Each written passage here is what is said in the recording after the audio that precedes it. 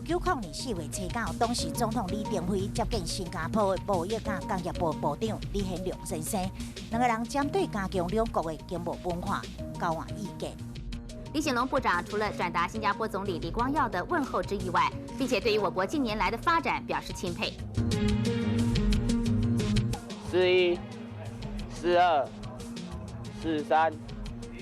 1999年4月初9，第一本的学生体适能护照诞生。每一个学生每学期至少要做一次的体能测验，而且把测验的结果记录在护照顶面。体适能护照的检测项目包括身高、体重、柔软度、仰卧起坐、立定跳远以及800、1600公尺跑步5大项目。根据教育部统计，台湾中小学生的体能状况，在所有附近亚洲国家中是最后一名。即马有了体适能的护照，学生唔但爱顾体重，嘛爱注重体能的培养。